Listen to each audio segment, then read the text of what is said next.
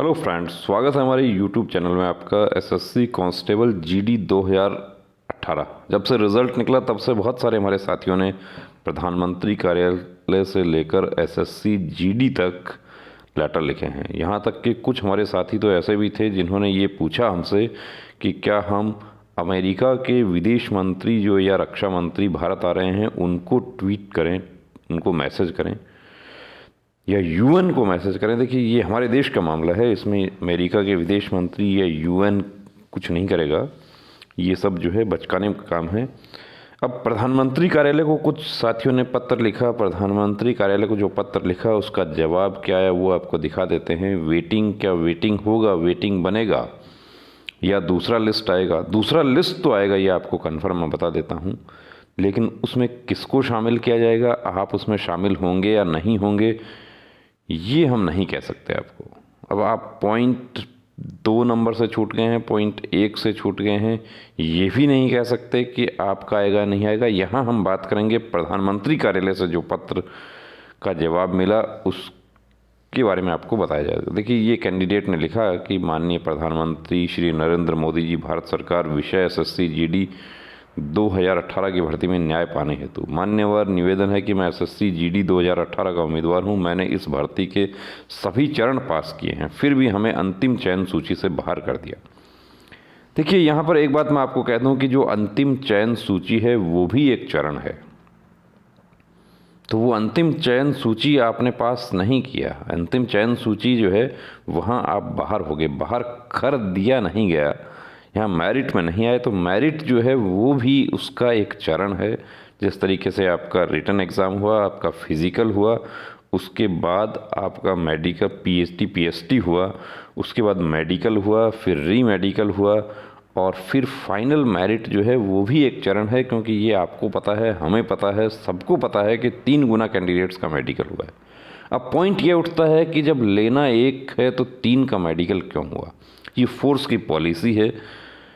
अब इसमें भी सब फोर्सेस की अलग अलग पॉलिसी है। एसएससी जीडी में 3 गुना का मेडिकल होता है। आईटीबीपी जो अपनी भर्तियां करती है उसमें 100 प्लस 20 कैंडिडेट का मेडिकल होता है, यानी कि जितना उनको लेना है उसका 120% का मेडिकल होगा। सीआईएसएफ जितना भर्ती करना है उतने का ही मेडिकल करती है। बीएसएफ 3 गुना का करती है, सीआरपीएफ भी 3 गुना का करती है। सभी फोर्सेस के भी समान पैरामीटर इसमें नहीं है। तो सबसे पहली बात तो यह है कि 3 गुना का मेडिकल हुआ है तो जाहिर सी बात है कि एक जो फिट होगा उसको लिया जाएगा। चलिए, उसको हम बात नहीं कर रहे हैं, यहाँ पे बात ये कर रहे हैं कि इन्होंने क्या लिखा और इसका जवाब क्या आया प्रधानमंत्री कार्यालय से। महोदय, वर्ष 2018 में एसएससी जीडी में 60,210 पदों पर भर्ती निकाली गई थी, लेकिन सिर्फ 55,000 उम्मीदवारों को ही अंतिम चयन सूची में शामिल किया गया। महोदय, इस भर्ती में हमारे 3 साल बर्बाद हो गए हैं और अब हमारी उम्र भी ओवर हो गई है। एसएससी द्वारा न तो सेकंड लिस्ट और ना ही वेटिंग लिस्ट का प्रावधान है, जबकि बहुत सारे उम्मीदवार विभिन्न कारणों से फोर्स ज्वाइन नहीं कर पाते और वो सीट खाली चली जाती है। महोदय, जब हम में वे सभी योग्यताएं मौजूद हैं तो हमें क्यों जानबूझकर भर्ती से बाहर किया गया है? आपसे विनम्र निवेदन करते हैं कि इस भर्ती के लिए सेकंड लिस्ट और वेटिंग लिस्ट जारी की जाए, जिससे हमारी ज़िंदगियाँ बर्बाद होने से बच जाएं। महोदय, हम आपके सदैव आभारी रहेंगे। अब करंट स्टेटस क्या है? केस क्लोज हो गया। डेट ऑफ एक्शन क्या हुआ? किस डेट को एक्शन हुआ? 3 अप्रैल 2021 को इनका एक्शन हो गया। क्या एक्शन हुआ? रिमार्क्स में आया है कि वर्तमान याचिका में कोई शिकायत नहीं है जिस पर कार्यवाही की जा सकती है और उसका निवारण किया जा सकता है, क्योंकि कोई विशिष्ट शिकायत नहीं है। याचिकाकर्ता ने अपने विचार सुझाव व्यक्त किए हैं। अब इसको जो पत्र लिखा था उसको प्रधानमंत्री कार्यालय से ये आ गया गृह मंत्रालय के यहाँ पे, क्योंकि गृह मंत्रालय से संबंधित मैटर है। गृह मंत्रालय के यहाँ से जो इनको जवाब मिल गया कि याचिकाकर्ता ने अपने विचार सुझाव व्यक्त किए हैं, शिकायत नहीं है। अब शिकायत कौन सी है? देखिए, शिकायत भी इसमें मैं आपको बता देता हूँ। इसमें हमारे कुछ साथियों को ये शिकायत है, उनके पास में कॉन्क्रीट एविडेंस है कि एक कैंडिडेट जो है वो गलत डॉक्यूमेंट्स पर भर्ती हो रहा है, या जिसको कहते हैं कि डोमिसाइल जो है वो राजस्थान का है, लेकिन कैंडिडेट अरुणाचल की भर्ती में भर्ती हो रहा है। उसके बारे में भी हमने अलग से वीडियो बना के बताया था। यदि आपके पास में कॉन्क्रीट एविडेंस है तो आप कंप्लेंट कर सकते हैं। ये जो था कि वेटिंग लिस्ट जारी की जाए, इसको कंप्लेंट नहीं माना है। प्रधानमंत्री कार्यालय द्वारा जो भेज दिया गया संबंधित विभाग को, वहाँ इसको कंप्लेंट नहीं माना गया, इसको सिर्फ एक सुझाव माना गया। और उस सुझाव के लिए ना तो आपको आरटीआई का रिप्लाई मिलेगा और ना ही वहाँ पर कोई कार्यवाही होगी। तो कार्यवाही कैसे होगी, वेटिंग लिस्ट की कार्यवाही कैसे होगी? देखिए, वेटिंग लिस्ट का जो कार्यवाही है वो सिर्फ और सिर्फ माननीय उच्च न्यायालय से होगा, हमारे जो न्यायपालिका है उसके माध्यम से होगा। कि आपको अब सबूत जुटाने होंगे, जो आपके साथी ज्वाइन कर गए उन साथियों से आपको सबूत जुटाने होंगे।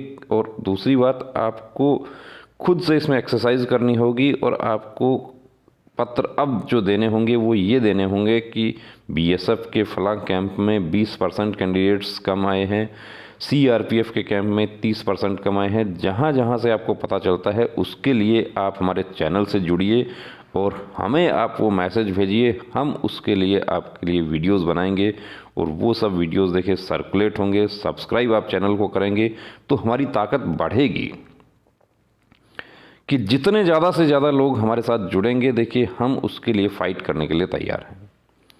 पत्र लिखने के लिए हमने आपको पहले दिन से कहा था कि आप वेटिंग के लिए पत्र माननीय गृह मंत्री जी को लिखिए आप, और वेटिंग के लिए जो आपने पत्र लिखे थे उसी के ऊपर कार्यवाही भी हुई है। उसके ऊपर जो हमारे सांसद महोदय हैं उनको आपने पत्र लिखा, जनप्रतिनिधियों की तरफ से पत्र गए माननीय गृह राज्य मंत्री जी को और उनके रिप्लाई भी हमने आपको दिखाए हैं। तो उस पर क्या कार्यवाही हो सकती है? अब जो हमारे साथी सेलेक्ट हो गए हैं और वो ज्वाइन नहीं कर रहे हैं, उनसे भी हम अनुरोध करते हैं इस वीडियो के माध्यम से कि यदि आप ज्वाइन नहीं कर रहे हैं तो आप अपना अनविलिंग दे दीजिए। अनविलिंग का मतलब है कि जो आपके पास में कॉल लेटर आया है उसका एक जवाब आप बनाकर भेज दीजिए कि मैं ये ऑफ़र ऑफ अपॉइंटमेंट स्वीकार नहीं करना चाहता, मैं पहले से ऑलरेडी सेलेक्ट हो चुका हूँ, मैं दूसरी भर्ती में सेलेक्ट हो चुका हूँ। आप अपना अधिकार छोड़ देंगे तब वो अधिकार दूसरे को दिया जा सकता है। अन्यथा आपके पास में कम से कम 3 ज्वाइनिंग लेटर आएंगे आपके पास में। दूसरा ज्वाइनिंग लेटर हमारे सीआरपीएफ के साथियों का आना स्टार्ट हो गया है और उसमें ये लिखा हुआ है कि आप यदि ऑफ़र ऑफ अपॉइंटमेंट स्वीकार नहीं करते हैं तो आप अपना अनविलिंग दे दीजिए, क्योंकि जब तक वो अनविलिंग नहीं देंगे तब तक वो वैकेंसी दूसरे साथियों को नहीं दी जा सकती।